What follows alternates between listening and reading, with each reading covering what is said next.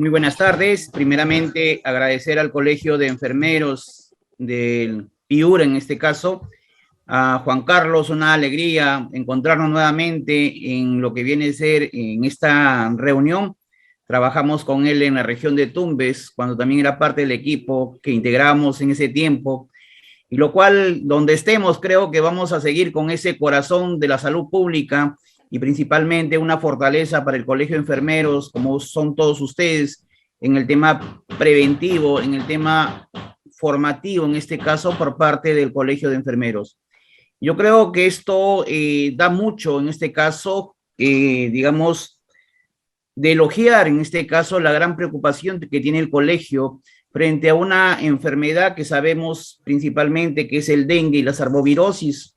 como lo hemos tenido en la región de Tumbes, la región de Piura, y muchas de ellas en la actualidad son regiones endémicas a lo que viene a ser en este caso al problema de dengue. Y ahora que justamente en los 2 últimos años y meses que tenemos el problema de la gran pandemia, entonces este es un problema más complejo. Hemos tenido, digamos, 2 años prácticamente de baja, digamos, de las actividades. En algunos casos se ha salido con todo el cuidado respectivo, pero que de todas maneras ha habido personas que han fallecido, como lo que ha mencionado también, incremento de casos de dengue. Y esto ve que actualmente justamente tenemos el problema de nuestro vector de la Aedes aegypti, el problema del virus SARS-CoV-2, en este caso del COVID, que justamente vamos un poco a detallar el día de hoy, las actividades que realiza el sector salud, como es en este caso la actividad de vigilancia, de control en la fase larvaria, y lo que viene a ser las intervenciones. Yo creo que esto es algo que nosotros lo vivimos a nivel de nuestras regiones, y creo que el día de hoy va a permitir en este caso fortalecer con conocimientos en lo que viene a ser el desarrollo de nuestra capacitación. El día de hoy vamos un poco a complementar lo que se trató ayer, que viene a ser justamente la identificación de los problemas públicos en el territorio y las brechas que tenemos a nivel de muchas regiones, en este caso, para hacer frente a lo que viene a ser un problema. Hay que tener en cuenta, y vamos a complementar un poquito, que justamente estuve escuchando el día de ayer al maestro Salvador Villegas Tirado, pero que hay que un poquito ver en el tema de la planificación y planificar, que son conceptos que nosotros debemos tener muy en claro en lo que viene a ser en este caso, ahora justamente que el 2023 vamos a tener autoridades nuevas, donde muchos de nosotros de repente vamos a sumar equipos técnicos o muchos van a conformar los nuevos equipos técnicos que viene a ser, digamos, a partir de enero 2023. Vamos a conocer un poquito lo que viene a ser el SARS-CoV-2. Sabemos que en este caso el personal profesional de enfermería o los profesionales de la salud, en este caso, conocemos mucho, pero hay que tener en cuenta algunos conceptos que actualmente se está viendo, como es, por ejemplo, el tema de las variantes, de los linajes que se está produciendo dentro de lo que viene a ser, en este caso, el virus SARS-CoV-2. Vamos a referirnos a la parte medular de lo que viene a ser, en este caso, la capacitación, que viene a ser la cocirculación del virus dengue y del virus SARS-CoV-2 o del virus del COVID-19. Y esto justamente tenemos que muchas regiones en la actualidad estamos frente a problemas de repente de dengue o hemos tenido personas fallecidas, como por ejemplo de cerca, estuvimos coordinando en algunas actividades en algunas regiones, como es la región de Amazonas, donde personas habían fallecido con dengue, pero digamos por la atención o por la, digamos por la pandemia, fueron diagnosticados como COVID, pero lamentablemente no se dio el tratamiento oportuno o adecuado. Sabemos que el personal profesional médico, digamos, dentro de lo que viene a ser la parte de repente recuperativa de los pacientes, de todas maneras no vio el problema que Bagua o Amazonas es una región endémica al problema de lo que viene a ser en este caso dengue. Vamos a referirnos sobre las características clínicas del dengue y otras arbovirosis para tenerlo un poco bien claro en este caso el día de hoy, y algunas directrices por parte de nuestra Organización Mundial en relación a las actividades contra el vector del dengue. Entonces vamos a iniciar el día de hoy Yo creo que esto va a significar mucho que nosotros tengamos primeramente el tema de definir qué es el problema que tenemos en nuestra región. Y esto es algo que debe partir de los equipos de gestión. Y esto, lamentablemente, a veces hay debilidad en los sectores, a veces vemos de repente un poco que no enfocamos verdaderamente en tener claro el concepto de lo que viene a ser el problema que estamos teniendo frente a, en este caso, si nos referimos el día de hoy, al tema del dengue, al tema de las arbovirosis. ¿Y cómo se puede definir el concepto de problema? En este caso, podemos definir como una diferencia entre una situación actual y una situación deseada, en este caso, en nuestra jurisdicción o en nuestra región. Y esto incluye, en este caso, un carácter público que aparece cuando incluye ciertas siguientes situaciones. Es decir,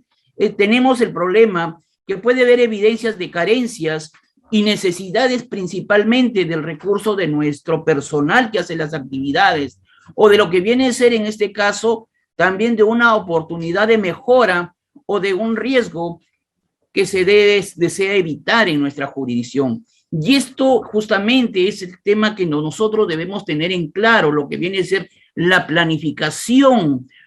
que nosotros debemos manejar a nivel regional. Otro tema fundamental, en este caso, que confluyen en ciertas situaciones son, por ejemplo, los actores del ámbito político, a veces los decisores políticos que tenemos que desconocen el problema, en este caso, del dengue y de las arbovirosis, o lo que viene a ser la salud pública. Y es necesario sincerar a nivel de los equipos de gestión que tenemos a nivel regional el problema que tenemos en este caso y cómo nuestra población se ve afectada tanto directa e indirectamente a veces por lo que vivimos, en este caso, porque tenemos deficiencia en el problema, por ejemplo, de abastecimiento de horas continuas de agua, porque nuestro sistema del manejo de residuos sólidos es deficiente, o muchos problemas que tenemos en este caso a nivel, por ejemplo, del tema de abastecimiento de la red pública para nuestro abastecimiento con el tema del agua. Y justamente es necesario atender el problema que como sector, en este caso público, o como sector, tiene que tener una visión integral donde se vea también los diferentes actores sociales, los diferentes sectores y principalmente la propiedad, la parte privada en este caso. Hay que siempre un poco analizar el contexto global. Hay que siempre tener en claro cómo vamos en el tema de nuestras políticas públicas, en lo que viene a ser el tema de la prevención o de lo que viene a ser el manejo, en este caso, de las arbovirosis, principalmente enfocado el día de hoy, justamente el tema del dengue.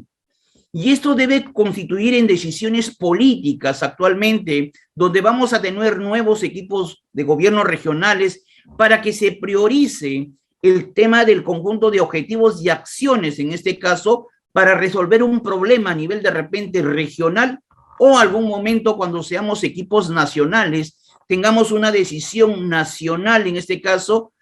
sectorial o multisectorial en un periodo de tiempo. Y esto es algo que nosotros debemos siempre enfocar, los decisores políticos debemos tener, digamos, conocer o personas en este caso que nuestros equipos regionales comprometan a los decisores políticos en el tema de las políticas públicas regionales, en el manejo del dengue, en el manejo de las arbovirosis.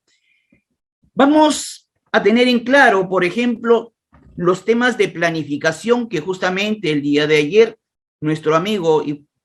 colega Salvador Villegas lo mencionó, pero es necesario precisar en este caso. Hablamos, por ejemplo, de una planificación operativa cuando solamente es, digamos, para un año, esta planificación que nosotros establecemos a nivel de nuestros equipos técnicos de nuestras regiones o de nuestra jurisdicción donde estemos laborando. La planificación estratégica, que justamente fue el tema de ayer de nuestro amigo Salvador, que viene a ser, comprende un periodo entre 3 a 5 años. Y es algo a veces penoso cuando se viene estableciendo nuestra planificación estratégica y justamente a veces los equipos técnicos regionales o los equipos técnicos nacionales, digamos, son movidos o de repente alternados o cambiados por nuevos equipos técnicos. Entonces, esta planificación establecida, por ejemplo, a partir de repente de la nueva gestión, no lo puede tomar en cuenta, como también a veces puede desconocer algunos temas que nosotros hemos proyectado dentro de lo que viene a ser el contexto de nuestra planificación estratégica. Vamos un poco a conocer la planificación sanitaria, y esto es a nivel ya justamente a nivel sectorial, y esto abarca, digamos, o comprende entre 20 a 30 años por parte de nuestro sector, el sector salud. Lamentablemente, como país no manejamos lo que viene a ser una planificación sanitaria, es decir, lo que nosotros como Estado tenemos que proyectarnos por el lapso de 20 a 30 años, a pesar que haya diferentes, digamos, tendencias de gobiernos desde el color blanco al color rojo, donde de todas maneras como sector salud tenemos que tener una planificación en el lapso o en el periodo comprendido por lo menos hasta un máximo de 30 años. Y ese es algo que nosotros siempre debemos establecer para poder llegar a cumplir las metas que nosotros quisiéramos tener en nuestras actividades. Vamos a ver justamente un poco para definir conceptos, cuáles son las funciones de la administración, en este caso, de nuestros equipos a nivel de las regiones o a niveles de los sectores. Primeramente, debemos planificar todas nuestras actividades, debemos justamente como equipo organizarlo con todos los componentes de las estrategias para poder cumplir con las metas, poder dirigir en este caso de acuerdo a cada dirección o de acuerdo a cada unidad, pero en forma integrada, es decir, con un contexto integrado para que nosotros cumplamos o llegamos a coberturas óptimas o tengamos en este caso el impacto positivo en el control de nuestras enfermedades, en este caso transmitidas por vectores, principalmente lo que viene a ser el dengue el día de hoy. Y el de controlar, es decir, cómo va nuestro avance, cómo va lo que nosotros hemos proyectado dentro de lo que viene a ser en este caso nuestras actividades o qué correcciones tenemos que hacer inmediatamente para alcanzar el impacto favorable. Entonces, siempre van a ser en este caso un concepto que siempre lo vemos y justamente es el concepto del plan que nosotros a veces manejamos en el sector. Y en este caso, un plan debe decir qué hay que hacer para qué, en qué momento, la cantidad, quién o quiénes son los responsables, en este caso, de hacer dicho plan. Y para hacer dicho plan, todo el equipo de nuestras direcciones regionales, de nuestras cabeceras de redes o donde estemos laborando, tiene que estar en forma integrada para poder alcanzar, en este caso, o programar nuestras metas para llegar a las coberturas adecuadas. Un plan, en este caso, para que se aprecie como tal, tiene que tener un conjunto de contenidos o elementos en la estructura que no se debe omitir, principalmente desde lo que viene a ser la planificación, en este caso, de la necesidad en recursos humanos, de la necesidad logística, de la necesidad de compromiso, en este caso, del personal que viene elaborando en la jurisdicción de un establecimiento de salud. Entonces, ¿por qué es necesario hacer un plan? Que sería la pregunta más obvia en este caso, justamente porque va a permitir resolver algo que nos interesa, algún problema que tengamos dentro de nuestra jurisdicción. Y para lograrlo, algo que necesitamos nosotros, en este caso, evitar que se produzcan casos de dengue, que se produzcan personas fallecidas, en este caso, por enfermedad del dengue o dengue grave, para que nosotros debemos justamente cambiar algo para que no suceda algo y en este caso solucionar el problema de nuestra jurisdicción. ¿Y cuál sería el problema? En este caso sería la pregunta que cualquiera nos podemos hacer. Un problema justamente es lo que se supone que nosotros deseamos cambiar como equipos técnicos y por eso hacemos la elaboración de nuestro plan. Entre otros, por ejemplo, podemos considerar nuestra situación epidemiológica que el licenciado Juan nos ha ha expuesto muy bien en lo que viene a ser la situación sanitaria determinada que tenemos en nuestra jurisdicción o un problema de salud pública que tenemos nosotros dentro de nuestra región. Entonces, es por eso que nosotros siempre vamos a estar pendientes como equipos técnicos regionales en elaborar justamente un plan que se puede suceder. Dentro de lo que viene a ser nuestra planificación, siempre hay que tener en cuenta que debemos buscar la planeación, la gestión y la evaluación de las intervenciones, principalmente con todo el equipo técnico a nivel de nuestras diversas jerezas. Y esto parte desde una adecuada programación que nosotros debemos tener en cuenta, principalmente en este caso los recursos necesarios, los costos, quién va a ser los componentes responsables para llevar a cabo nuestras actividades, el cronograma de planificación, el monitoreo y evaluación.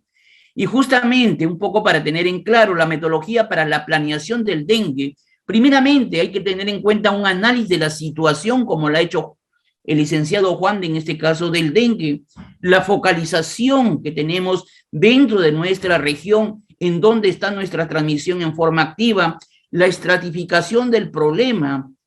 Es importante estratificar el problema que se nos viene presentando a nivel de nuestra jurisdicción, nuestra evaluación de respuesta institucional, sectorial y social, y el análisis de la toma de decisiones por parte de nuestras direcciones regionales, cabecera de redes o equipos técnicos a nivel regional. Entonces, un poco para aclarar algunos conceptos el día de ayer que justamente me parece que debemos tener muy en claro, y vamos a entrar ya ahora a la cocirculación. Yo sé que estamos con personal profesional de la salud, lo cual vamos a algunos conceptos pasarlo muy rápido. En este caso, por ejemplo, en relación al tema del SARS-CoV-2, tenemos que justamente es producido, en este caso, y evoluciona constantemente por un virus que constantemente, a medida que se produce cambios en el código genético, entre paréntesis, mutaciones genéticas. Y esto es importante que tengamos en cuenta para ver cuántas mutaciones se vienen presentando desde el inicio, en este caso, de la pandemia que hemos tenido a nivel, digamos, mundial, donde en algunos países ha sido con alta letalidad, como es el nuestro también. La mutación viene a ser justamente, se refiere al cambio único, en este caso del genoma del virus, que viene a ser el código genético. Estas mutaciones ocurren con frecuencia, pero solo a veces se modifican las características del virus. También hemos escuchado de los linajes dentro de lo que viene a ser el virus, en este caso del SARS-CoV-2, que viene a ser un grupo de variantes del virus estrechamente relacionados desde el punto de vista genético, derivados de un ancestro común, en este caso, de nuestro SARS-CoV-2. Y esto tiene muchos linajes que todos causan lo que viene a ser, en este caso, la enfermedad del COVID-19. Actualmente, justamente, se tiene conceptos que debemos tenerlo bien en claro, lo que viene a ser las variantes. Es algo que siempre estamos escuchando y creo que el personal profesional de la salud o personal técnico que también están en el día de hoy, es necesario tener en cuenta que una variante viene a ser, en este caso, es un genoma viral, que viene a ser el código genético que puede incluir una o más mutaciones. Entonces, una variante puede darse, en este caso, una variación del código genético, que puede ser una o más mutaciones que la diferencian con otras variantes del virus SARS-CoV-2. En algunos casos, un grupo de variantes con cambios genéticos similares, como es en este caso un grupo de linaje o grupo de linaje, puede ser designado por organizaciones, en este caso, de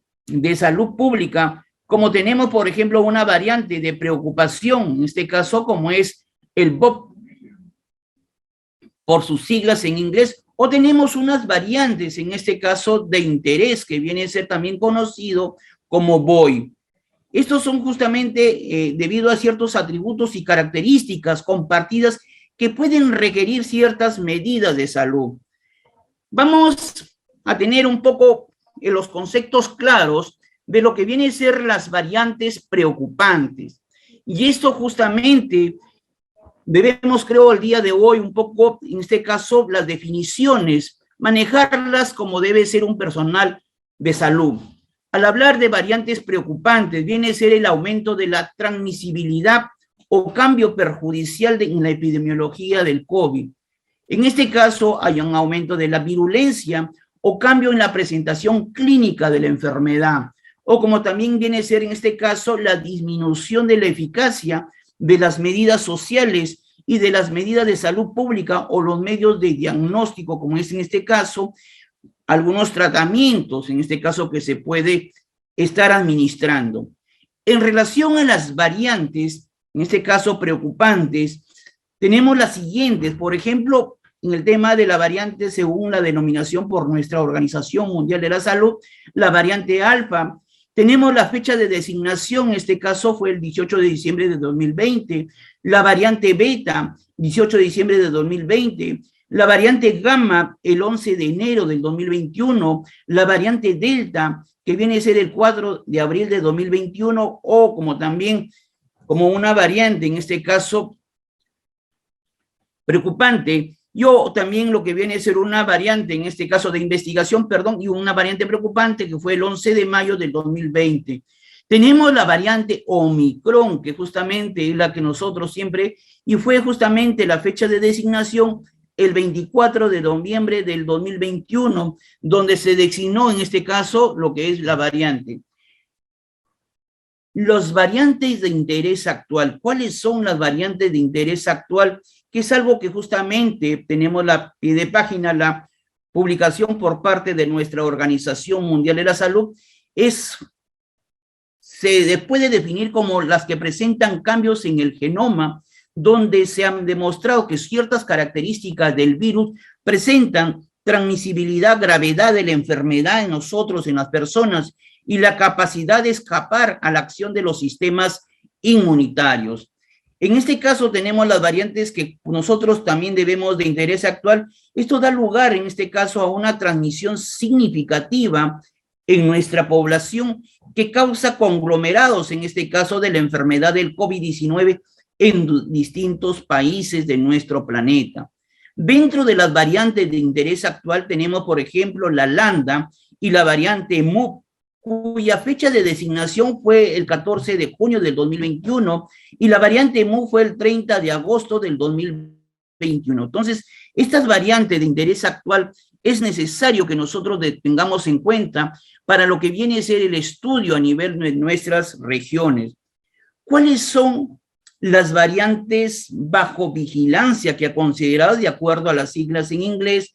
Tenemos el BUNC, en este caso, de acuerdo a GUPES, en este caso a nuestra Organización Mundial de la Salud, son aquellas que presentan modificaciones en el genoma que, según se pueda sospechar, puede afectar ciertas características del virus y al mismo tiempo indicar que estas variantes pueden entrañar riesgo en el futuro, a pesar que no se dispongan las pruebas claras de cambio que pueden causar, en este caso, el fenotipo en algunas características epidemiológicas del virus, sean necesario mantener el seguimiento.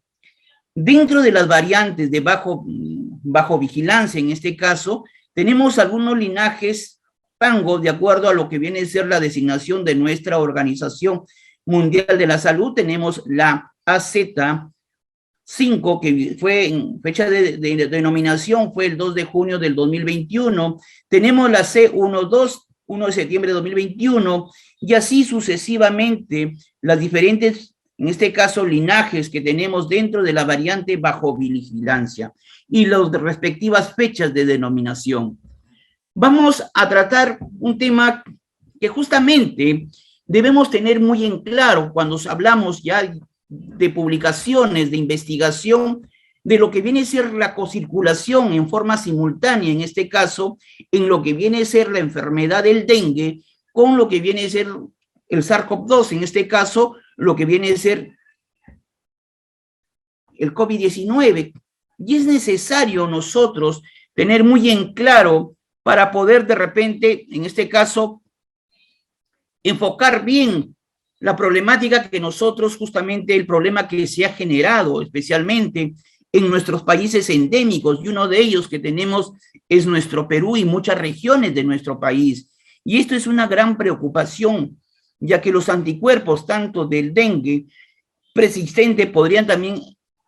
afectar potencialmente lo que viene a ser en algunos casos de repente algunas variantes que se puedan estar ya posteriormente presentando del COVID-19. Hay que tener en cuenta que a veces se ha presentado problemas en el diagnóstico, a veces un poco erróneos, en lo que viene a ser el COVID-19 y la enfermedad del dengue.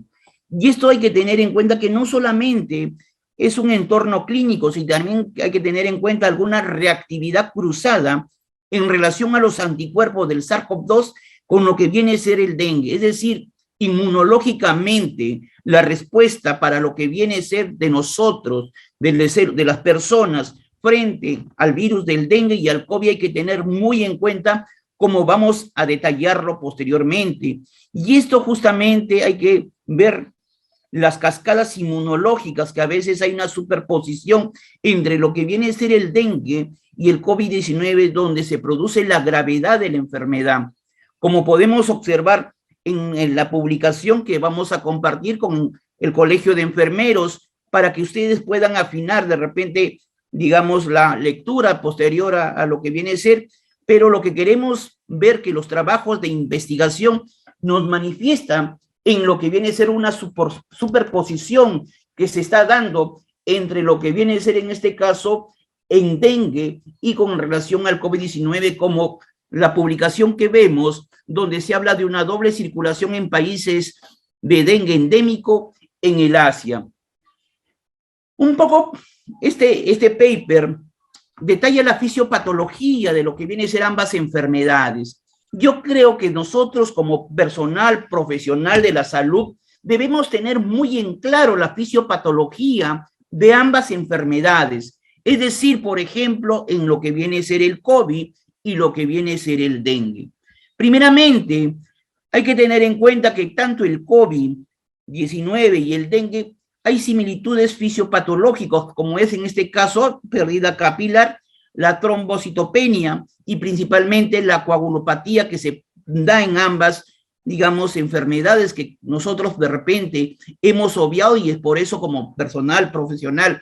médico o personal profesional que de repente han estado manejando pacientes, es que nos vemos que de repente muchas personas en algún momento tuvieron dengue, lo cual, por ejemplo, han fallecido con dengue y fueron diagnosticados en este caso, como hubo la pandemia y todo el mundo está un poco estresados, o de repente consideraron también como un caso más de lo que viene a ser en este caso el COVID-19.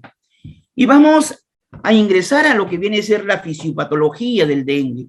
donde, por ejemplo, se menciona que la fuga del plasma es un factor crucial y esta medida principalmente por la respuesta, en este caso, inmunológica que se da en nosotros, en los huéspedes, en este caso, varios inmunomediadores, incluidas en este caso las citocinas proinflamatorias, como es el factor de necrosis tumoral, la interleucina 6, el interferón gamma y las quimiosinas, como es el factor inhibidor de la migración de macrófagos, se asocian mucho con lo que viene a ser la pérdida del plasma cuando tenemos un problema de dengue grave. La función plaquetaria alterada en nosotros, en este caso, y el aumento de los niveles de proteína C reactiva, también son responsables, en este caso, de la pérdida del plasma, que se asocia mucho con lo que viene a ser la proteína no estructural 1, las famosas NC1, que justamente generan anticuerpos en nuestro sistema, y las proteínas específicas expresadas en superficies de células endoteliales que puedan allanar el camino, en este caso, de la tasa elevada de la replicación y secreción de citocinas inflamatorias. En relación al COVID-19, y acá sí hay que tener en cuenta cómo nosotros los procesos, digamos, fisiopatología de la parte de respuesta inmunológica en nuestro sistema inmunitario, prácticamente es la misma respuesta que brinda a lo que viene a ser en este caso la enfermedad del dengue y la enfermedad del COVID. Vamos a centrarnos a lo que viene a ser en este caso el COVID-19, donde hay una sobreactivación de las células T efectoras y el aumento de la producción de las citocinas inflamatorias, en este caso, y especialmente la interleucina 6, como podemos también apreciar en lo que viene a ser dengue. Lo que a menudo conduce, en este caso, tormenta de citocinas. Hay que tener en cuenta que nuestra interleucina 6, junto con las otras interleucinas, en este caso, como es la interleucina 1, el factor de necrosis tumoral, en este caso, que también lo podemos observar para lo que viene a ser la respuesta de nuestro sistema inmunitario en dengue, el interferón gamma, contribuyen también no solo a la pérdida de plasma, sino también a otros trastornos vasculares, en este caso que es algo característico que se dio en el COVID-19, el problema vascular, es decir, el tema de la permeabilidad vascular y el problema que justamente fue las causantes de la mayor cantidad de personas fallecidas, que fue la coagulación intravascular diseminada. Entonces, prácticamente, si nosotros vemos la respuesta, digamos, de nuestro sistema inmunitario o de los inmunomediadores, tenemos que justamente coinciden algunas interleucinas, coincide lo que viene a ser el interferón gamma, el interferón, el factor de necrosis tumoral, en ambos, digamos, virus que ingresa al organismo de un ser vivo y lo que produce una respuesta casi similar, tanto para lo que viene a ser el dengue como lo que viene a ser el COVID. Y lo podemos apreciar en esta diapositiva, donde tenemos la publicación respectiva, y justamente tenemos en este caso lo que se ha mencionado, que viene a ser en este caso la pérdida del plasma, que vemos algo que siempre se nos puede estar presentando, en lo que viene a ser también la trombocitopenia, y lo que viene a ser el problema de la coagulopatía, que es algo característico. Entonces, la pérdida del plasma, que se debe a la respuesta, en este caso, si nosotros nuestra población está expuesta al virus dengue o a un virus SARS-CoV-2, justamente conlleva que nuestras interleucinas, en este caso, las 6, el factor de necrosis tumoral, y lo que viene a ser en este caso también para lo que viene a ser el virus del SARS-CoV-2, prácticamente produce un proceso de mediadores inflamatorios, en este caso, lo que conlleva a una permeabilidad vascular tanto para dengue como SARS-CoV-2, conllevando en este caso a la pérdida del plasma. En relación también a lo que viene a ser la parte de la trombocitopenia, que justamente hay un problema de respuesta que se da a través de nuestro sistema inmunitario, que en ambos conlleva tanto a lo que viene a ser en SARS-CoV-2 y el dengue, produce lo que lleve a ser una trombocitopenia. En relación a la coagulopatía, que es algo característico en este caso del SARS-CoV-2, que es algo que nosotros debemos tener en cuenta, ya que también la trombocitopenia por la destrucción en este caso de la parte de nuestra respuesta frente a un virus del dengue que produce trombocitopenia, produce lo que viene a ser la coagulopatía, pero en lo que viene a ser justamente en el tema del SARS-CoV-2, tenemos acá el síndrome de activación de los macrófagos, donde conlleva, en este caso, de acuerdo a los estudios que todavía faltan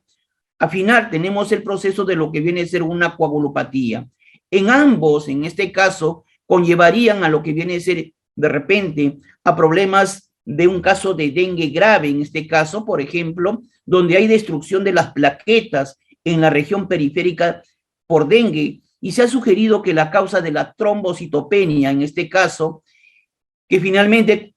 culmina con la coagulopatía y la coagulación intravascular diseminada, y en algunos casos conllevaría, en este caso, a la muerte. Entonces, esto es algo que nosotros siempre debemos tener en cuenta, en que personas que pueden estar frente a un problema de transmisión activa de lo que viene a ser el virus dengue, puede presentar casi, digamos, el mismo problema en lo que nosotros hemos tenido en la pandemia, y por lo tanto nos puede llevar prácticamente a un problema no esperado por el personal de salud o por nuestras familias, que nos puede llevar al resultado de la muerte. Tenemos la pie de página, la publicación que fue dada una revista médica virológica en el año 2020, lo cual vamos a compartir con la plataforma del Colegio de Enfermeros y ustedes puedan tenerlo. Entonces, es necesario en este caso ver que esta doble circulación, tanto de dengue como SARS-CoV-2 en los países del Asia, es necesario ver los síntomas y las características del laboratorio que pueden ser similares en la fase inicial, por lo que tanto se necesita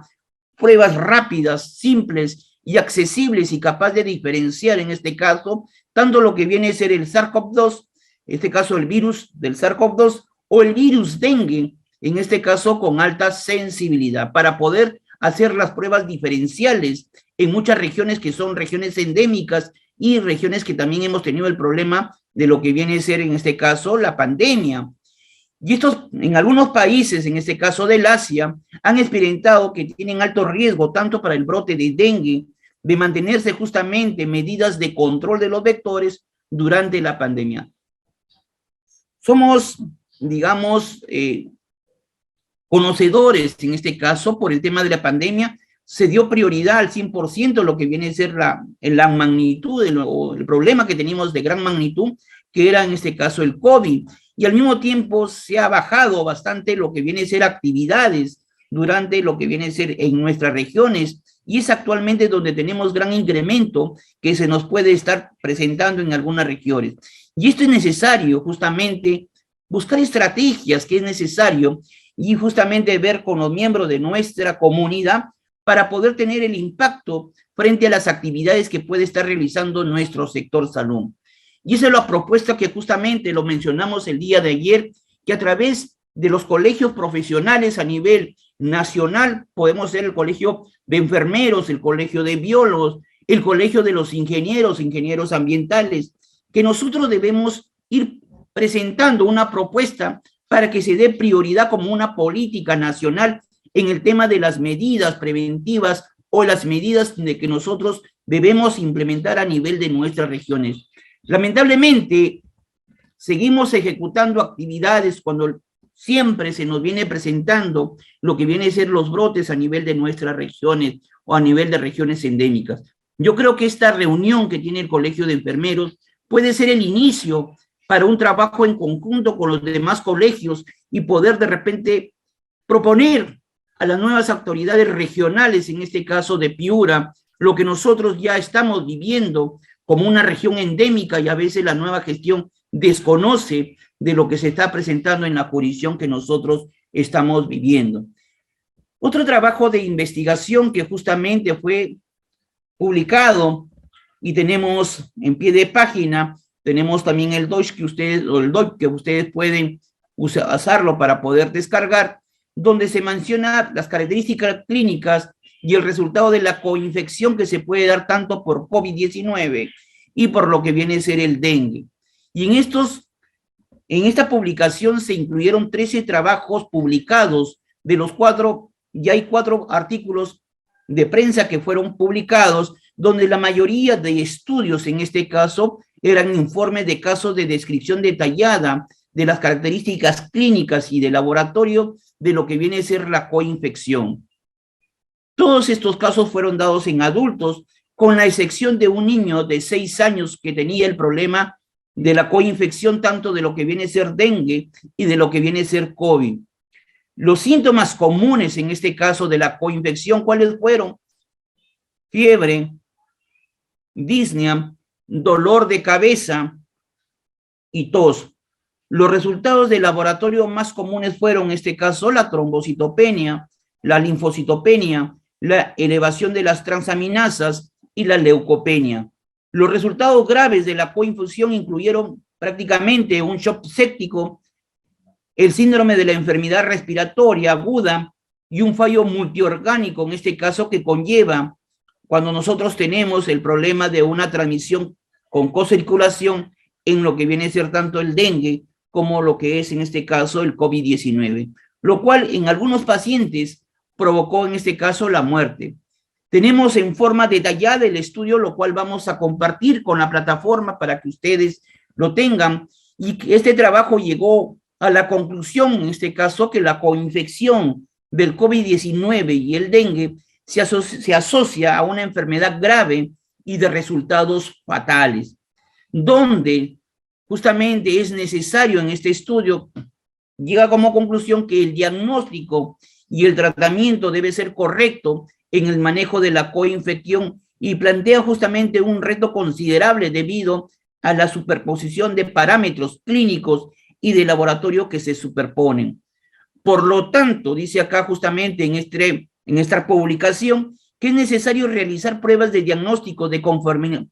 confirmación para realizar un diagnóstico preciso, oportuno en el tratamiento de nuestros pacientes a nivel de nuestras regiones. En este caso tenemos la publicación que fue justamente en un país asiático, donde han tenido el problema que nosotros podemos de repente en algún momento comenzar a analizar a nivel de nuestro país o a nivel de nuestra región. Otra publicación que tenemos donde se menciona que hay la diferenciación de la enfermedad del COVID-19, influenza y el dengue. Y acá se realizaron un estudio que incluyó 126 pacientes, en este caso con COVID-19, 171 con influenza y 180 con dengue. Este estudio vamos a compartir con la plataforma para que ustedes lo puedan tener, donde se presentaron, en este caso, en los 5 siguientes días el inicio de síntomas. Se hicieron un trabajo, en este caso, para la conformación con el tema del PCR con transminasa, en este caso inversa, de la polimerasa, donde se utilizaron algunos modelos de regresión logística para identificar los casos demográficos de dónde procedían, en este caso, las personas que estaban, digamos, teniendo dichas enfermedades, como es el COVID, la influenza y el dengue, y algunos marcadores de laboratorio para clasificar, en este caso, el COVID-19. También en este caso se vio el tema de un modelo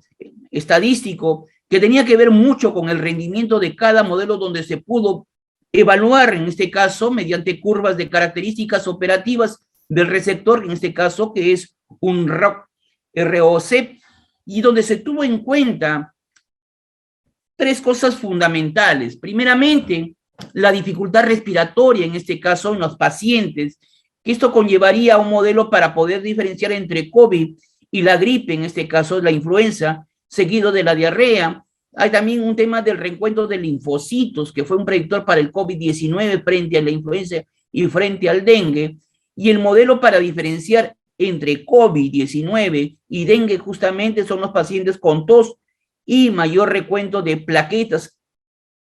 que tienen más probabilidades para padecer COVID-19, mientras que el dolor de cabeza, el dolor articular, la erupción cutánea que se daba en los pacientes y los vómitos del dolor articular, como también la erupción cutánea y vómitos o náuseas eran indicativos justamente de lo que viene a ser la enfermedad del dengue. Y esto también es otro estudio que se ha podido ver, donde se habla de un sistema de vigilancia versátil para monitorear células infectadas, en este caso, por lo que viene a ser por el tema del virus dengue y el SARS-CoV-2,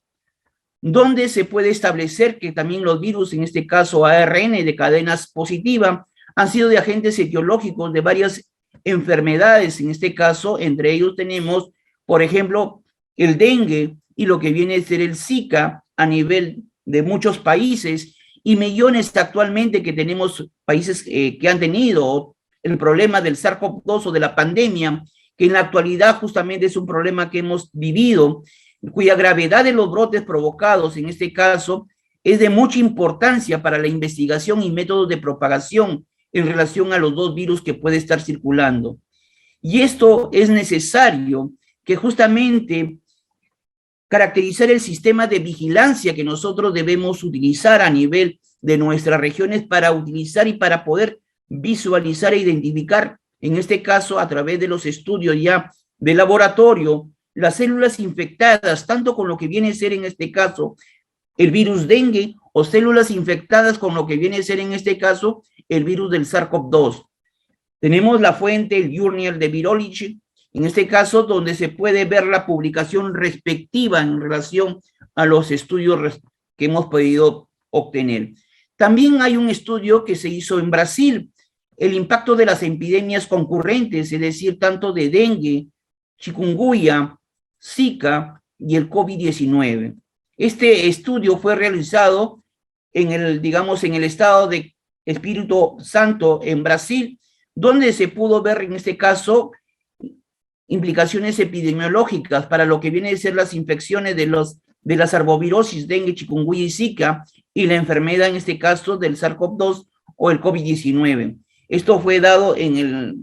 el estado de Espíritu Santo en Brasil, cuyo método de estudio fue un estudio justamente ecológico para dengue, chikungunya y Zika, y el COVID-19 se realizó justamente en el mes de enero al 31 de julio del 2020. Y este trabajo de investigación justamente se realizó con el estudio de incidencia que se presentaba en dicho estado, en este caso, y se pudo concluir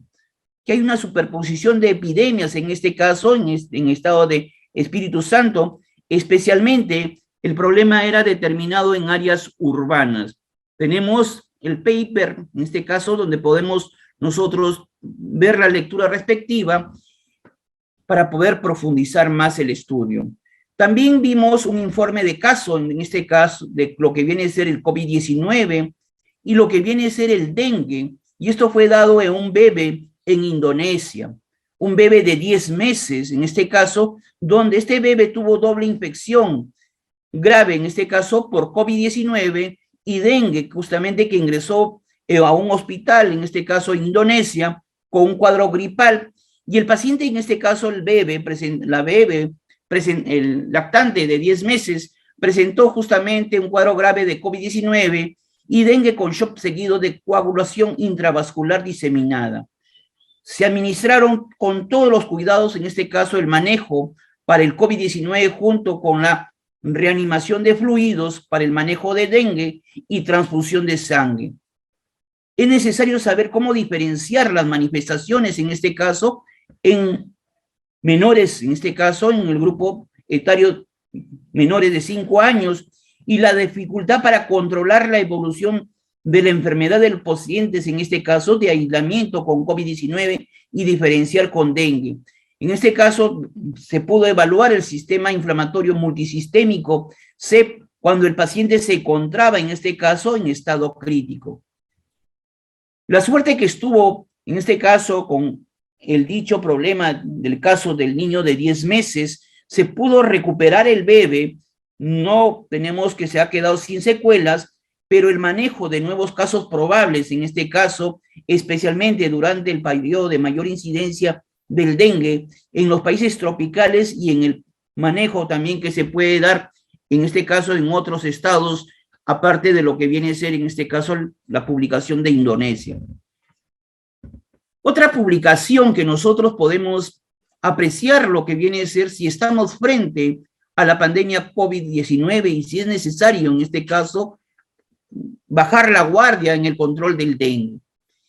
Y esto tenemos que tener mucho cuidado. Tenemos a pie de página la publicación para que ustedes puedan mejorar de repente con mayor tranquilidad la lectura, pero en caso de cocirculación o circulación concurrente de lo que viene a ser dengue y de lo que viene a ser la enfermedad del COVID, puede producir muchos resultados desfavorables en muchos países. Y creo que nosotros hemos tenido regiones que se ha podido dar la coinfección en este caso, y por lo tanto es de mucha importancia el diagnóstico,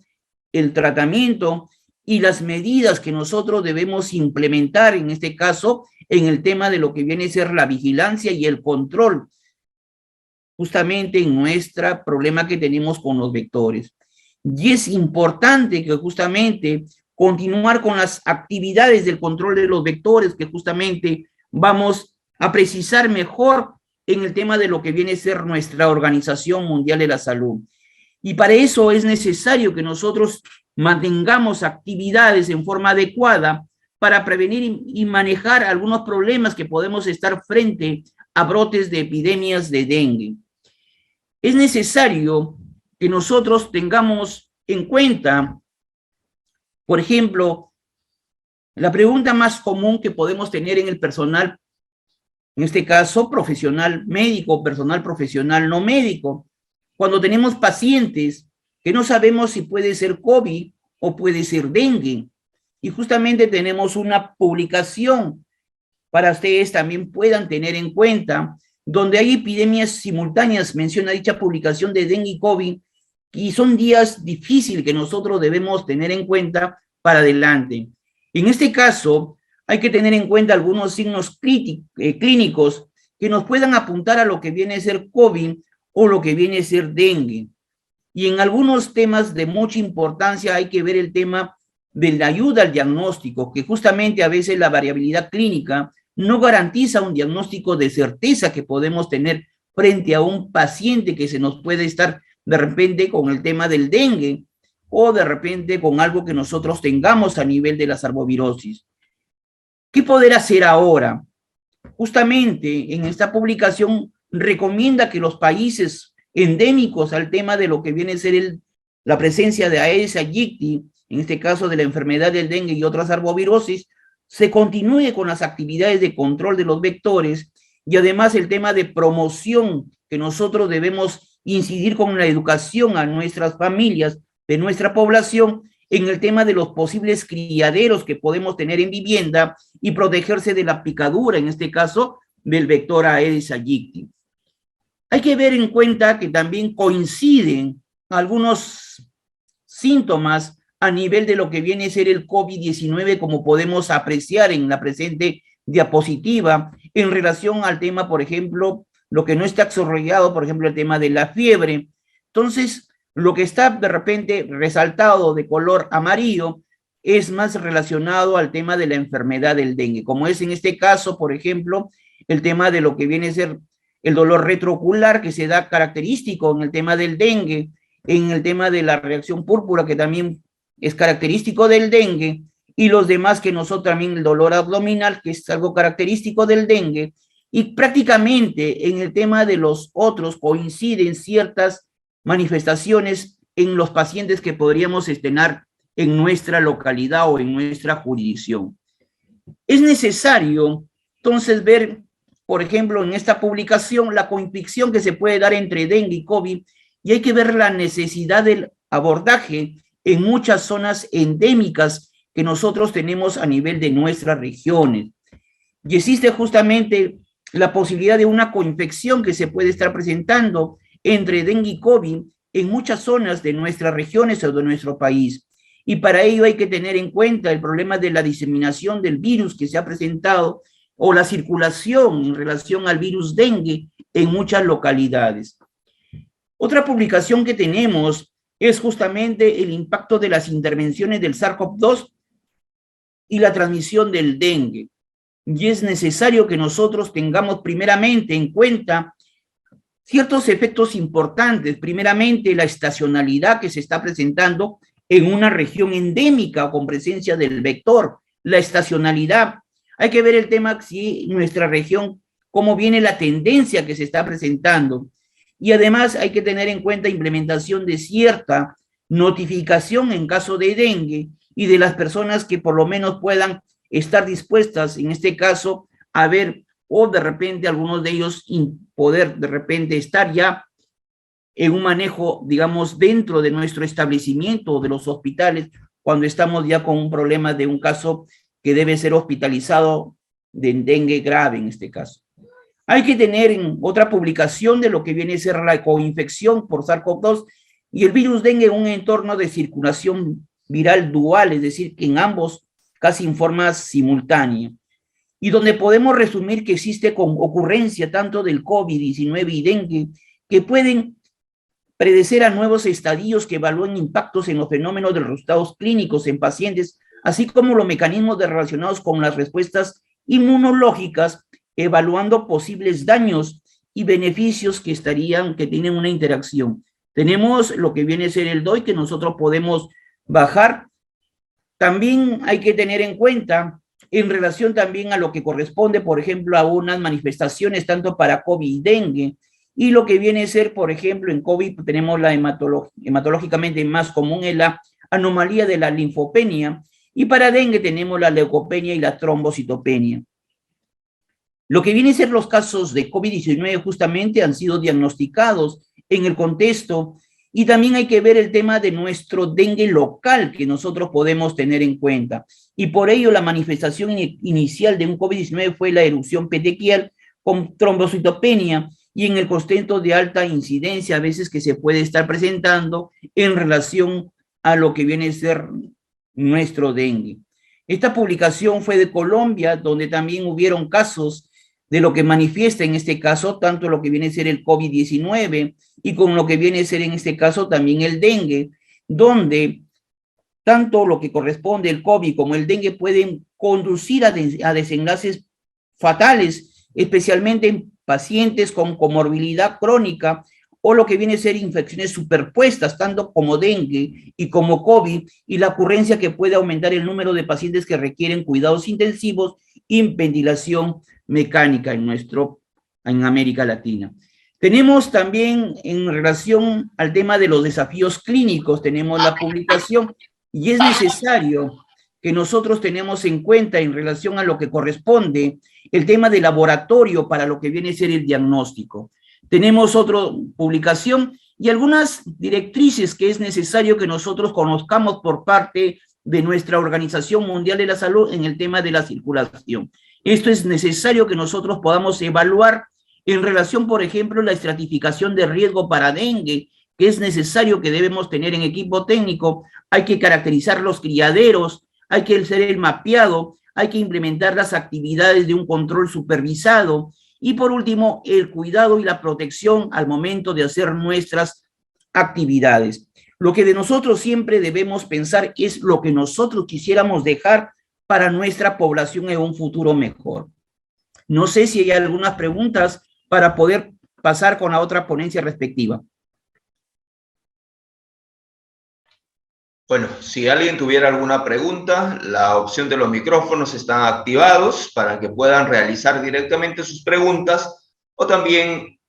está la opción del chat, ¿no? Si de repente alguien tuviera alguna inquietud, nuestro facilitador, el licenciado Miguel Ernesto Fernández Flores, está presto a poder resolver cualquier duda, cualquier inquietud que tengamos con respecto al tema de exposición, ¿no? Lo único, de repente, agradecer al licenciado Carlos, lo único que nosotros podemos recomendar que nuestras regiones en nuestro país son regiones endémicas al tema de la circulación del virus dengue. Y eso es importante que nosotros tengamos en cuenta.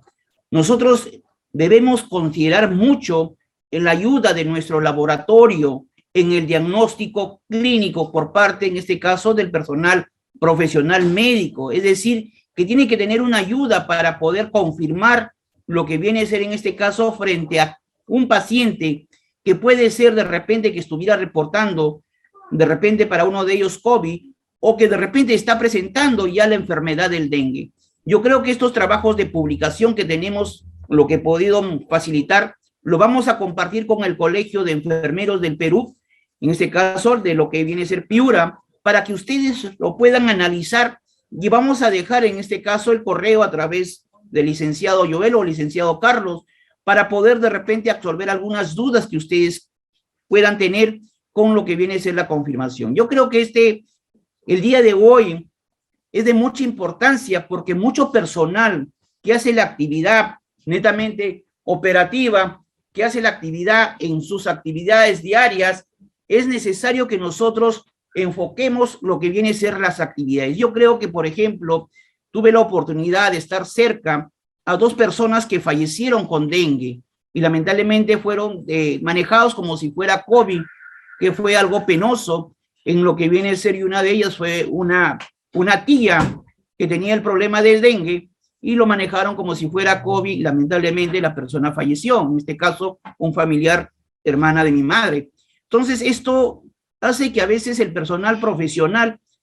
sabemos que ha habido mucho trabajo en el tema del COVID, ha habido un personal estado demasiado tenso y estresado que lamentablemente en muchas regiones olvidaron que eran regiones endémicas a la enfermedad del dengue. Yo creo que esto hay mucho que hablar, licenciado, vamos a facilitar toda la información necesaria, que creo es el compromiso por la salud pública de nuestro país, que se debe compartir muchas publicaciones que en algunos casos le he traducido y en otras están en inglés, que de repente puedan ustedes verificar a través de la propia lectura que ustedes puedan realizarla.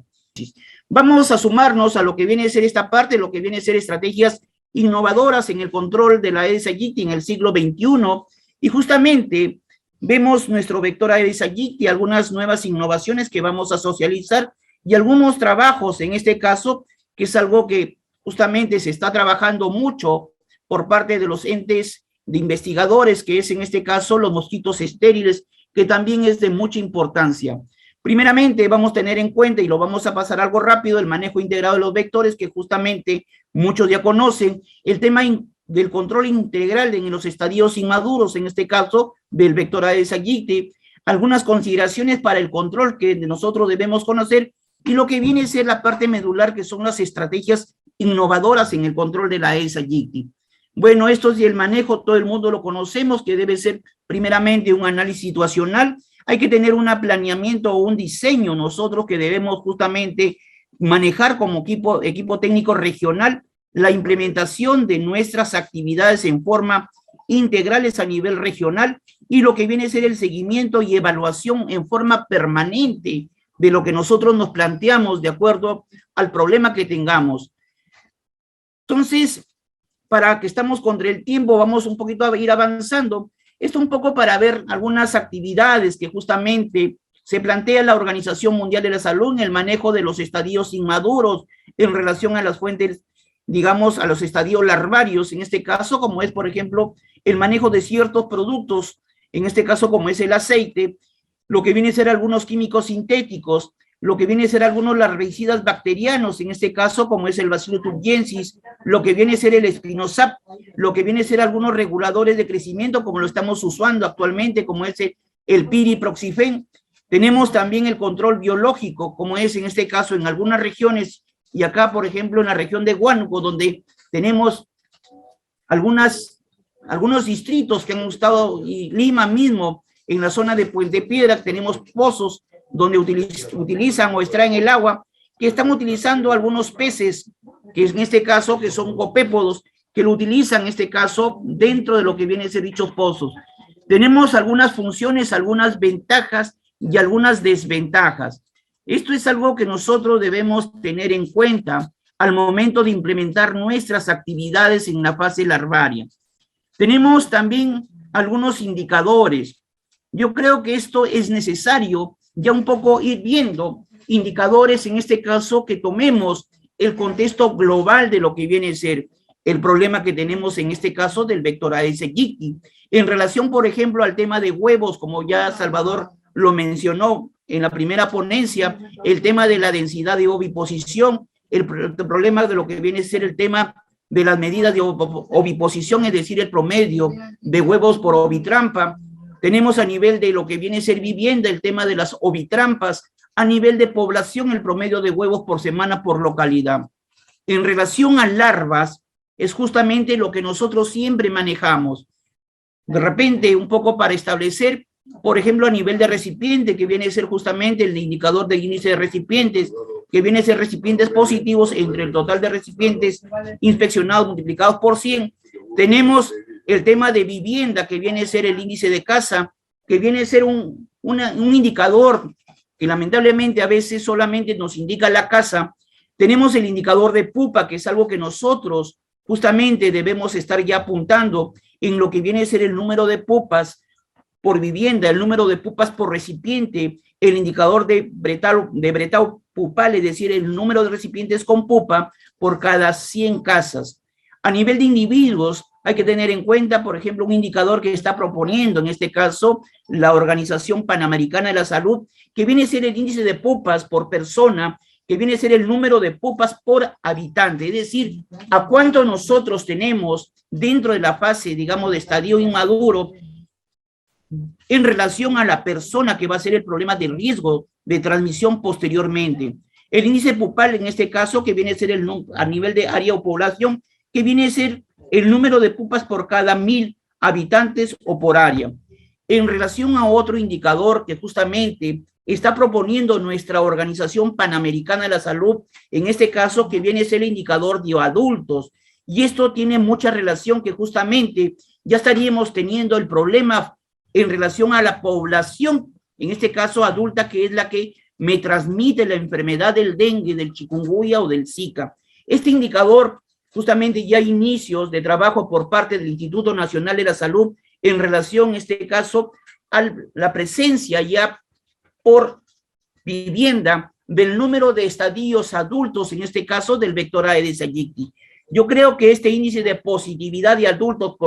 por trampa es igual al número de trampas con adultos o trampas monitoreadas. También tenemos el índice de densidad de adultos por trampa, que es el número de adultos por trampa, en este caso con adultos positivos. Tenemos el tema de viviendas, que viene a ser el índice de densidad de adultos, que viene a ser el número de adultos por vivienda, el número de hembras por vivienda, y tenemos el índice de capturas con interiores. También tenemos en relación al individuo, y esto es algo que es muy importante, que viene a ser la tasa de picadura. Es decir, por ejemplo, el número de hembras posadas por hora por persona. Es decir, ver cuánto recibe en este caso nuestra persona en relación a las picadas que pueden estar presentando frente al tema de lo que viene a ser nuestra población. Hay otro indicador en relación al tema de aeropoblación, que es la vigilancia viroentomológica, como lo viene realizando México, en relación a adultos por localidad, en este caso de muestreo, y mosquitos infectados, y la actividad se hace en forma trimestral en áreas de alto riesgo. Hay otra propuesta que están haciendo, lo que viene a ser el tema de índice de paridad, es decir, en este caso es un indicador que nos permite ver si frente a una transmisión de brote que tenemos en una localidad, estamos frente a una población joven o una población multípara. ¿Qué quiero decir con esto? En relación al tema de la población joven, podemos decir que esto todavía requiere un poco de la maduración, en este caso de las ovariolas, para poder desarrollar sus huevos, y en caso de lo que viene a ser en población adulto, tenemos en este caso que hay mayor requerimiento del vector Aedes aegypti hembra en relación al tema de la alimentación o de la proteína, en este caso del hierro, para poder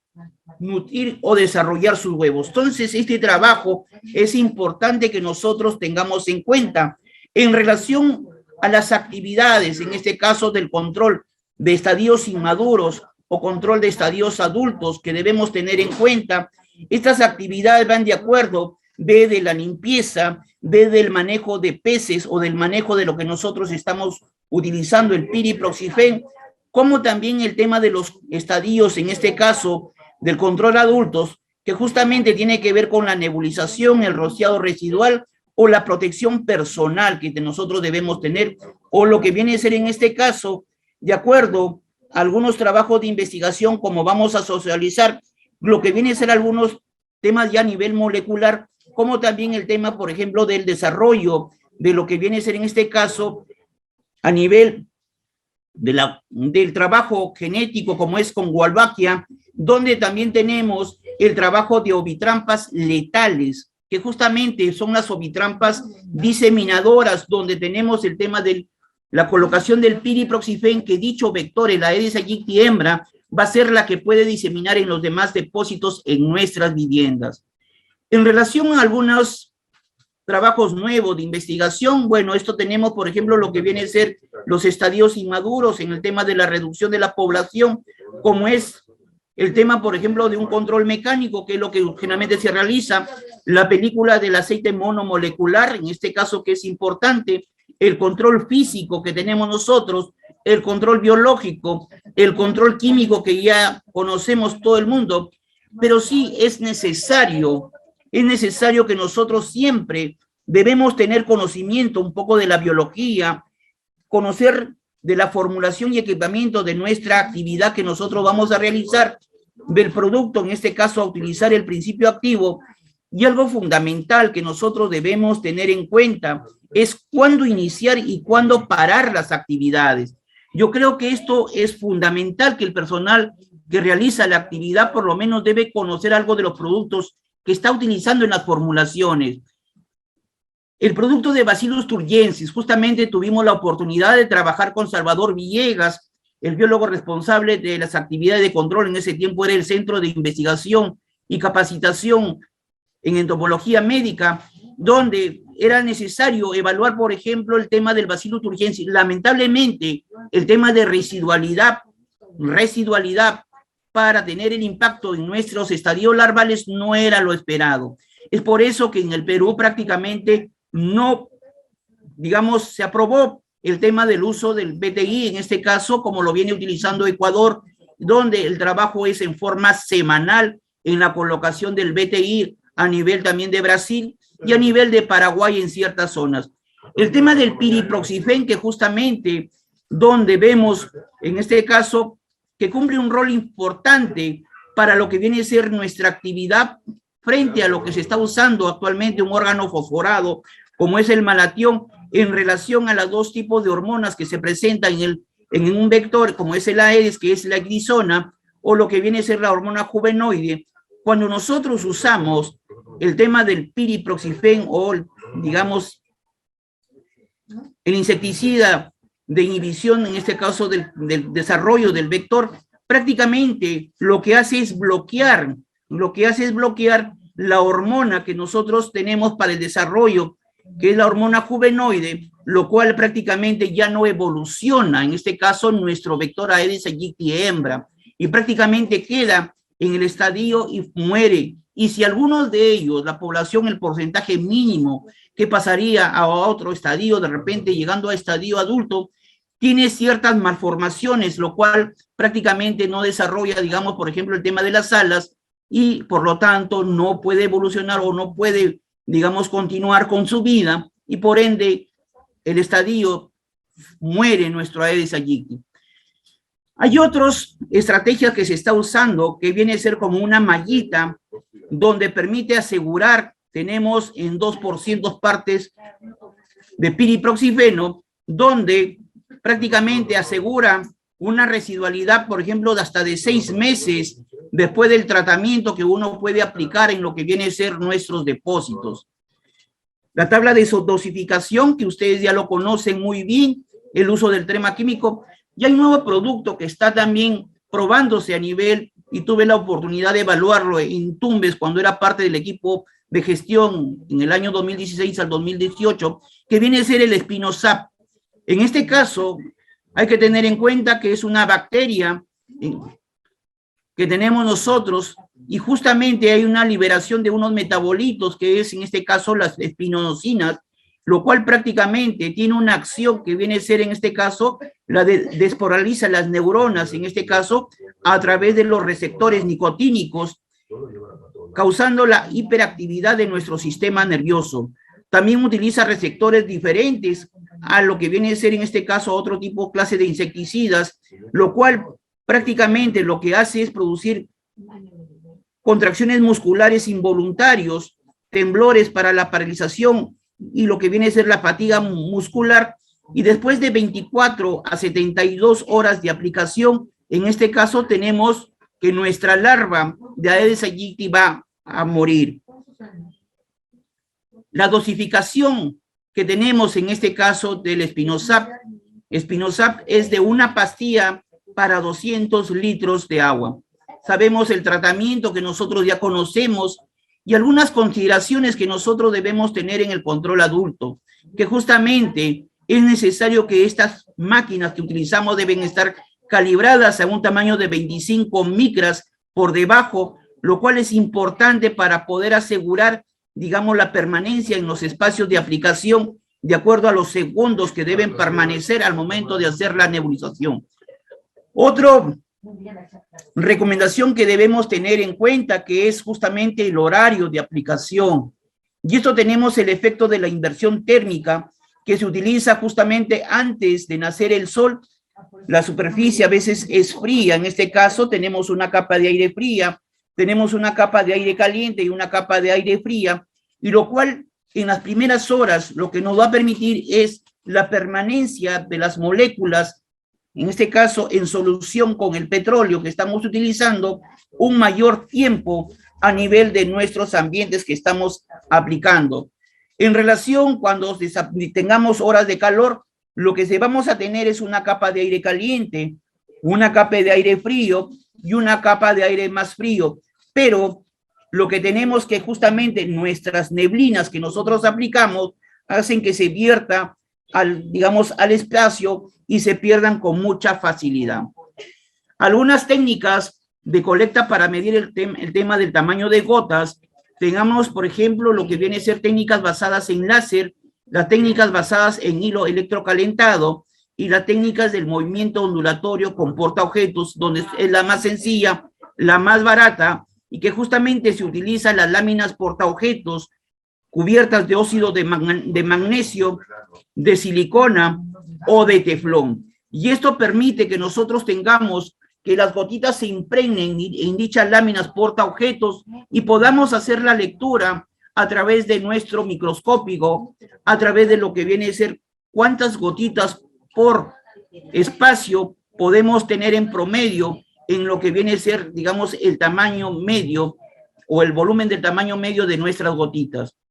La otra recomendación, que nuestro producto no debe ser preparado en cantidad excesiva, sino debe ser para el uso inmediato. El tamaño de lo que viene a ser los ciclos, que justamente debe ser entre 3 a 5 días cada vuelta, para que nosotros tengamos una actividad inmediata, evitar en este caso que el vector desarrolle posteriormente y tengamos áreas continuando con lo que viene a ser la transmisión de nuestra enfermedad, de lo que viene a ser las arbovirosis. En relación a los equipos pesados, deben cumplir ciertos requisitos, es decir, el tema de la velocidad, por ejemplo, que puede ser de 10 kilómetros por hora, y en equipo liviano es una velocidad de 3 kilómetros por hora. Es decir, de 100 metros en 32 segundos o de lo que viene a ser 100 metros en 2 minutos. Vamos a la parte fundamental de la exposición, que viene a ser las innovaciones, y esto tiene que ver mucho en relación a las nuevas investigaciones de innovaciones, como es la manipulación genética del mosquito, en este caso MMG, y la manipulación biológica de Wolbachia, en este caso MBW. En relación a lo que viene a ser en este caso el resultado de nuestras intervenciones, como son la supresión de poblaciones o el reemplazo o sustitución de poblaciones,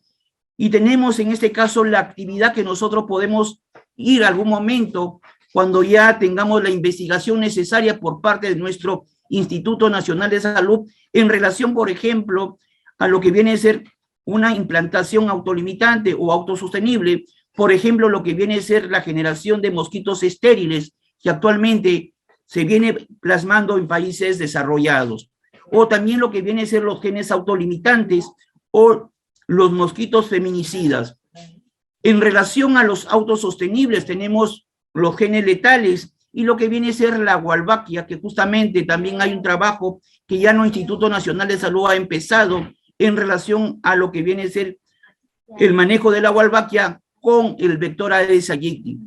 En relación al reemplazo o sustitución de poblaciones, tenemos, por ejemplo, en lo que viene a ser la parte autolimitante, tenemos los transgenes de RNA o los transposones, que son elementos genéticos móviles, o los autosostenibles, como es en este caso la Wolbachia, en reducción de la población, en este caso de competencia vectorial. Esto un poco para ir viendo en relación a algunas innovaciones que se viene realizando. Tenemos en pie de página la publicación que nosotros podemos tenerlo de referencia, y en relación, por ejemplo, se habla en población en blanco y los resultados en este caso esperados tanto para el vector Aedes aegypti macho o el Aedes aegypti hembra. En relación a la irradiación del mosquito Aedes aegypti macho, tenemos, por ejemplo, el macho son los machos estériles, la hembra Aedes aegypti, digamos, no está esterilizado, y por lo tanto, el resultado esperado son que los huevecillos no son viables. Estos huevecillos no son viables, es decir, que no pueden desarrollar en lo que viene a ser su ciclo biológico. Tenemos el promotor femenino FSRISL, donde tenemos la población en blanco, tenemos el macho modificado, que viene a ser el gen dominante insertado en el macho, en la hembra sigue siendo la hembra silvestre, y el resultado tenemos el gen dominante portador y la hembra sin capacidad de vuelo. En lo que viene a ser el gen de letalidad estadio específico, tenemos en macho la letalidad prematura, y en hembra silvestre no hay trabajo, y por lo tanto el resultado esperado tenemos que las larvas no se desarrollan. En relación al gen de letalidad, tenemos en población macho modificado, en este caso tenemos letalidad tardía, Y en este caso el resultado esperado es que las larvas que no se convierten en pupas. Tenemos los genes de inmunidad RNA. Tenemos el trabajo que se puede hacer en población blanco, en macho modificado, que es el RNA portador, y lo que viene a ser el resultado esperado es en machos RNA portador, y lo que viene a ser la hembra, en este caso resistente a la infección para lo que viene a ser el dengue 2. Tenemos el tipo de manipulación que viene a ser en este caso la incompatibilidad citoplasmática. En relación al portador blanco tenemos el portador de Wolbachia, en este caso el macho que puede ser insertado como no, y la hembra como también tenemos en este caso Wolbachia, que puede ser insertado la hembra silvestre. El resultado esperado es que la muerte embrionaria se da justamente en este caso en el vector hembra, en lo que viene a ser en nuestra población. Hay que tener esto mucho en claro al desarrollo de lo que viene a ser la Wolbachia y en relación también en lo que viene a ser en este caso en población macho, el portador de Wolbachia. En hembras silvestres tenemos Wolbachia positivo en diferentes cepas, lo cual justamente trae una descendencia viable. Hay que ver el otro tipo de manipulación que es la reducción de sobreviva, y también tenemos que en este caso en macho sigue siendo, no se trabaja en relación a hembras silvestres. Tenemos que el portador de Wolbachia justamente es a través de los huevecillos el trabajo que se hace con Wolbachia, y lo cual el resultado esperado es que disminuye la sobrevida en adultos e incide la capacidad vectorial. Tenemos el tipo de manipulación que viene a ser inhibe la replicación viral,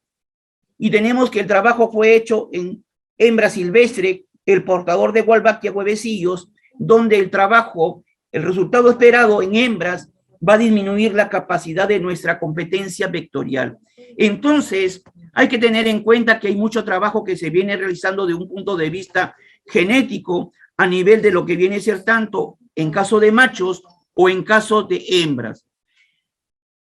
En relación a los tipos de intervención y efectos de la Aedes aegypti, y esto hay que ver con los genes letales y con el tema de Wolbachia.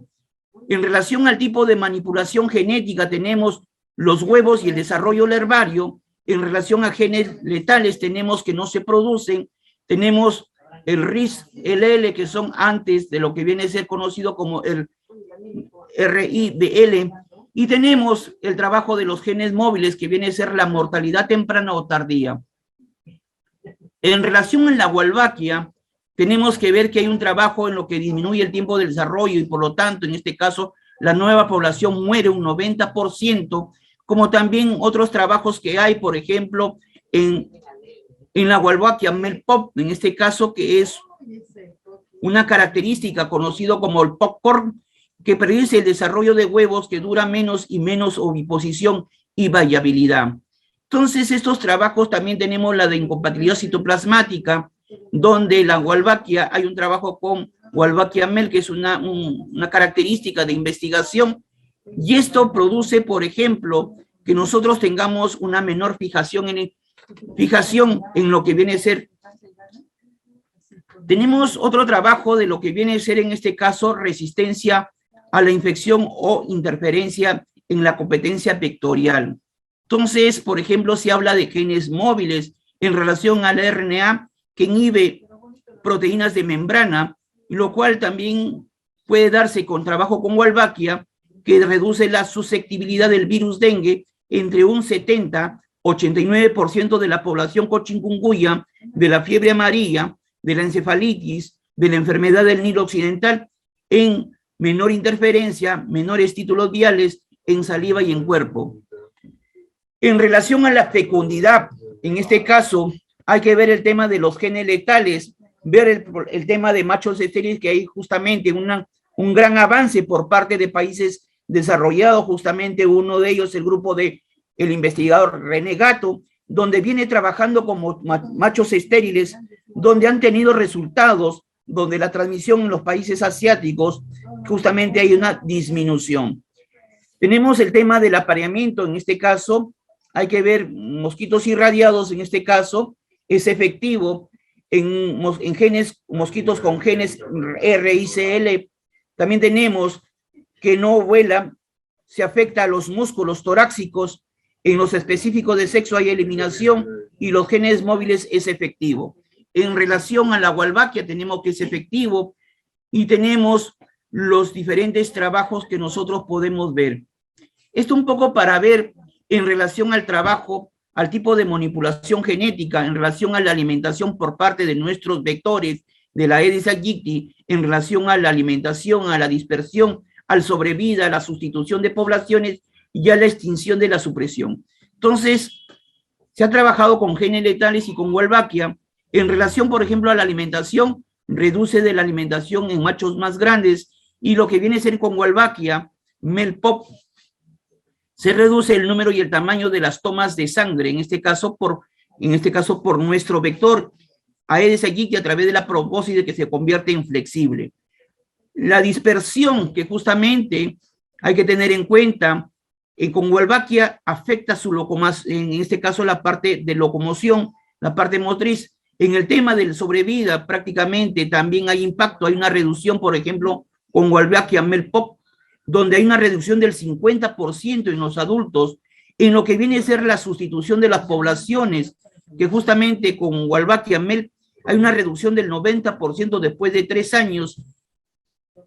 y alguna extinción o supresión de poblaciones que se puede dar justamente en relación a mosquitos estériles, al RIS, a los que viene a ser la parte específica de sexo y genes móviles. Esto para conocer bien el trabajo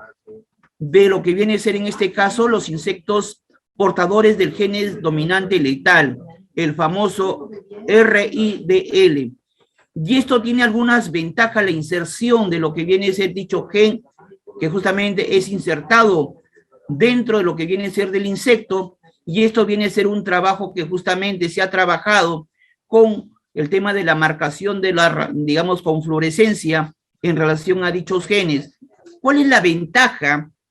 y cuál es la desventaja que podemos tener? En este caso, hay que tener en cuenta que la población que origina dicha modificación genética es que el zancudo Aedes aegypti hembra carecen de ala, es decir, que no van a poder desplazarse. Es decir, esta modificación de dicho gen dominante letal, el RIDL, prácticamente lo que hace es que no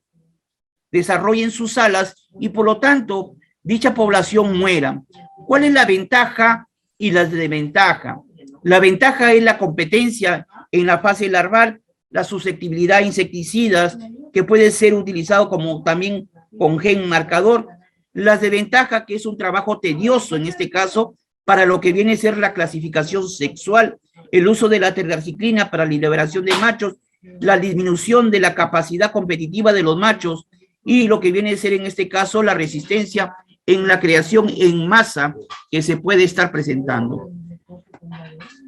En relación a la Wolbachia, que justamente es un trabajo que se viene realizando últimamente con nuestro Instituto Nacional de Salud, hay que tener en cuenta que la Wolbachia es una bacteria endosimbiótica, infecta comúnmente en machos estériles. Las hembras de Aedes aegypti infectadas experimentan, en este caso experimentalmente, con Wolbachia puede pasar la bacteria a sus crías, y lo principal que las hembras de Aedes aegypti infectadas con Wolbachia, entre el 66 a 75% hay una reducción de la capacidad, en este caso, de transmitir la enfermedad del dengue. Eso hay que resaltar bastante, hay una reducción enorme con lo que viene a ser el tema de la Wolbachia. En relación, en este caso, a lo que viene a ser, por ejemplo, en el tema del impacto que podríamos tener favorable en el tema de la aplicación de Wolbachia tanto en sexo masculino del vector Aedes aegypti o el sexo femenino, en caso de lo que viene a ser hembras con Wolbachia y machos sin Wolbachia, prácticamente tenemos que prácticamente desarrolle el problema que la nueva progenie tenga el problema de la Wolbachia. En caso de lo que viene a ser ambos, también, en caso de lo que viene a ser en este caso, que hembra y solamente el macho, lo que originaría es que no haya nueva progenie en relación al vector Aedes aegypti hembra. Tenemos las publicaciones que vamos a compartir con la plataforma en relación a al trabajo de investigación por parte del Instituto Nacional de Salud. Y vamos a referirnos justamente a la técnica del insecto estéril. Esto es algo que justamente ya muchos países asiáticos y países, en este caso como Francia e Italia, en regiones donde han tenido transmisión de lo que viene a ser la enfermedad del dengue y presencia del vector, lo que hacen es prácticamente la primera fase, la creación en masa de lo que es la población del vector Aedes aegypti en laboratorio, la separación de ambos sexos, la esterilización con la irradiación. Tenemos un acondicionamiento especial para digamos, la proliferación o el desarrollo del vector en laboratorio, el transporte y la liberación, y también el tema de lo que viene a ser el apareamiento con hembras con machos estériles. En este caso, no hay descendencia. En relación al trabajo, justamente se hicieron, en machos se irradió, en este caso, los mosquitos de Aedes aegypti o los vectores de Aedes aegypti fueron soltados a través de drones, a través de naves, en este caso como aviones, que estuvieron en trabajo de investigación y prácticamente hubo una reducción de la población, en este caso de la nueva progenie o de la nueva generación de Aedes aegypti. ¿Cuál es la ventaja y la desventaja en relación a los mosquitos estériles? La ventaja prácticamente, esto es una tecnología comprobada y compatible con el medio ambiente, no hay resistencia, la irradiación compatible con otras tecnologías, hay bioseguridad y sostenibilidad. La desventaja se podría hablar que es difícil el tema de estar separando sexualmente, en este caso, el mosquito macho que va a ser esterilizado en relación al mosquito hembra. Hay una autolimitación en relación al tema de bioseguridad y sostenibilidad, y hay que tener en cuenta y sacar el temor, el tema del impacto negativo de la radiación, que es un concepto erróneo que puede originar un problema a la salud pública de nuestra población. Otro trabajo que se viene trabajando son lo que viene a ser las trampas letales, que justamente permite en este caso que el vector Aedes aegypti, digamos, al momento de entrar en contacto con nuestras ovitrampas, mueran y al mismo tiempo también puedan ser convertidas como una ovitrampas diseminadoras. Tenemos la modificación de varias trampas, en este caso un número invariable de trampas, que es una gran fortaleza que tenemos en el trabajo de investigación, que puedo nosotros tener a nivel de muchas trampas para lo que viene a ser el manejo del vector en estadio adulto. Hay que ver un trabajo que en este caso estuvimos elaborando, en este caso en la región de Tumbes, que viene a ser las trampas dispersadores de insecticida. Lo que se hizo fue justamente colocar en nuestras ovitrampas lo que fue la molécula de piriproxifen, lo cual se convirtió en que esa ovitrampa sean las diseminadoras a nivel de muchos depósitos en el interior de vivienda. Es decir, que el mismo vector Aedes aegypti hembra, al momento de colocar sus huevitos, es decir, colocar sus huevos por salto, es decir, en busca de varios depósitos, también al momento de reposar las patitas vayan impregnadas con lo que viene a ser la molécula del piriproxifen. Se pudo de repente tener un tema de repente de debilidad que no se hizo el seguimiento de la reducción por sector de cuánto era la disminución de la población del vector Aedes aegypti adulto, pero sí hay trabajos como podemos observar a pie de página, la cual nosotros podemos adaptar de acuerdo a nuestra realidad local, que dichas ovitrampas que utilizamos a nivel de nuestras regiones, podemos convertirlas en ovitrampas dispersadores de lo que viene a ser el insecticida. Tenemos las actividades de control que se han mencionado, las diferentes actividades de contingencia ya al momento de hacer frente a brotes en relación a los equipos. Vamos a tener en cuenta que actualmente existe un sinnúmero de equipos que justamente permiten asegurar el tamaño de gotas, desde los equipos pesados a los equipos portátiles y desde los equipos que utilizamos o la gasolina en este caso para el encendido, con lo que viene a ser en este caso también los equipos con cargadores, en este caso eléctricos, es decir, como si fuera nuestras baterías de los celulares. También dichos equipos presentan cargadores o baterías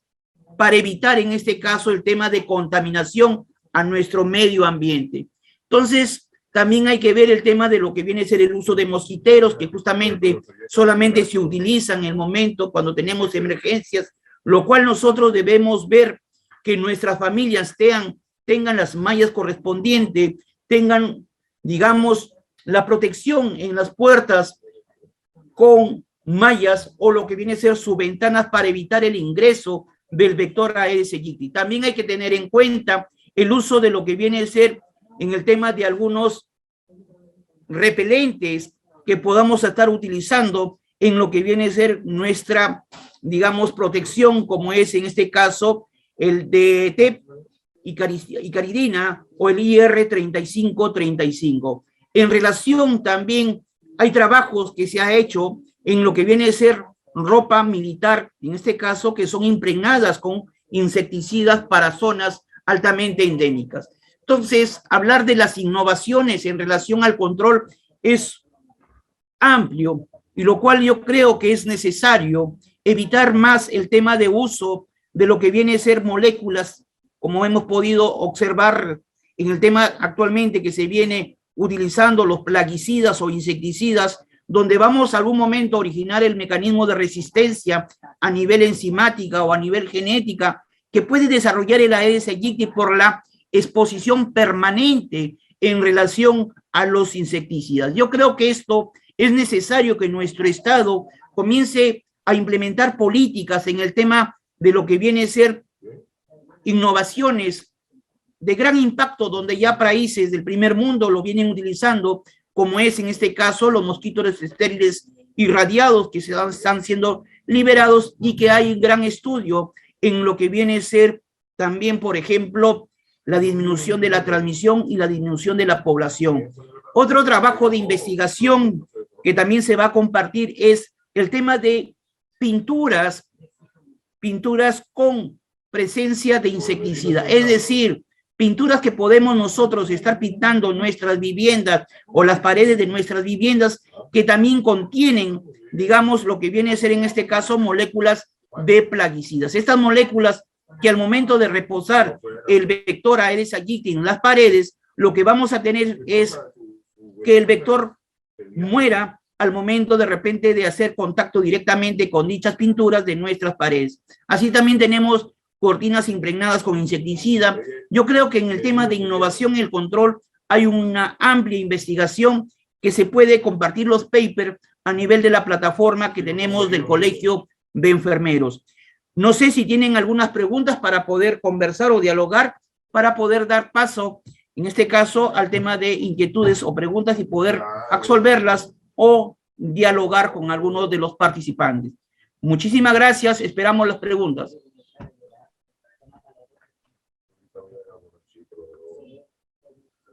Las preguntas, si tuvieran el chat.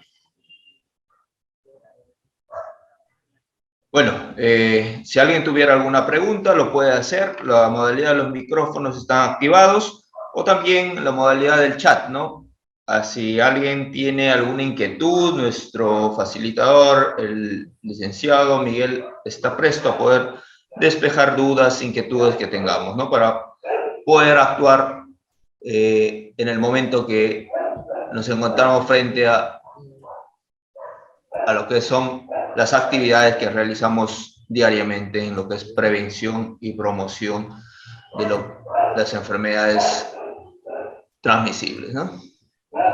Estoy dejando mi correo electrónico para cualquier, en este caso, participante. Ustedes requieran información, de repente les podemos facilitar, no hay problema, para que ustedes y a través de la plataforma, en este caso del Colegio de Enfermeros, se va a compartir todo lo que se ha mencionado de las publicaciones que hay justamente de la cocirculación y de las innovaciones en trabajo de investigación, en estrategias o mecanismos para hacer el control del vector Aedes aegypti.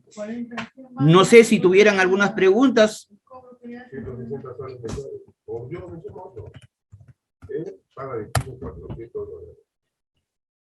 $1.900, con $1.300 son 600. No sé qué me hizo que tiene que pagar pasajes. Él gana 1.000 euros, a él le quedará de ahorro 200 euros. Bueno, al parecer no tenemos ninguna pregunta, licenciado. Vamos a dar pase a a nuestro decano Nemía Fernández para las palabras de agradecimiento. Adelante. Bueno, solamente agradecer al Colegio de Enfermeros, en este caso al licenciado Carlos, al licenciado Joel, y en este caso al decano del Colegio de Enfermeros, felicitarles por esta gran iniciativa. Sería bueno que en este caso ustedes como Colegio de Enfermeros traten de implementar políticas regionales en el contexto de la nueva gestión de los nuevos gobiernos que van a estar entrando en 2023, y creo que Piura es una región endémica que necesita mucha atención por parte de sus gobiernos locales, el gobierno regional, y asimismo estamos llanos a sumar, en este caso, a cualquier apoyo técnico por parte de mi persona y al mismo tiempo facilitar, en este caso, también la información bibliográfica necesaria. Muchísimas gracias.